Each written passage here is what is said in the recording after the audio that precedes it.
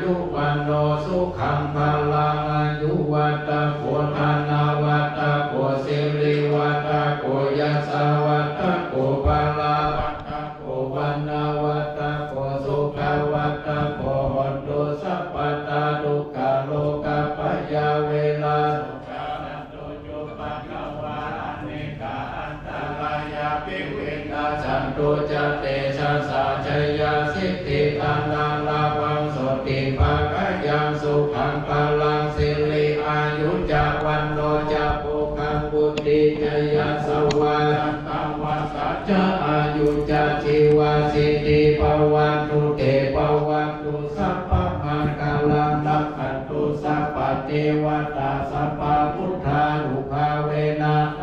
สุธีภวันตุเตภวันตุสัพพมังคลังรักขันตุสัพพเทวตาสัพพธัมมานุภาเวนะสัทธาสุธีภวันตุเตภวันตุสัพพมังคลังรักขันตุสัพพเทวตาสัพพสังฆานุภาเวนะสัทธาสุธีภวันตุเต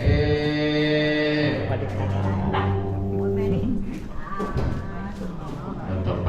ทับนำมนต์ไปกับพระลาสงฆ์ไปตัวเด้อคณะสัทธา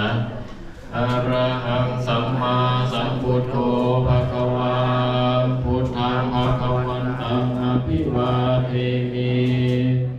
สวากขาโตภะคะวะตาธัมโมธัมมังนัมมัสสามิสุปฏิปันโนภะคะวะโตสาวกสังโฆสังฆังนัมมามิอันนาธานิมัญญังพันเตกัจฉามาภะมุกิจจา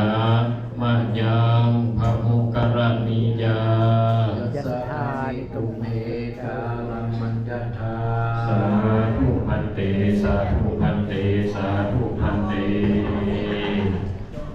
สถานังประจำปีอยู่ก่อนเด้อฝั่งลูกเตี้ยนะคณะสงฆ์เดินทางออกจากปีศาลานี้ก่อนเด้อ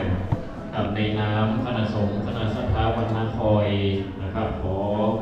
กราบนมัสการขอพระคุณในเมตตาให้องค์หลวงพ่อครูอาทรนันทกิจเจ้าคณะอำเภอภูเพีย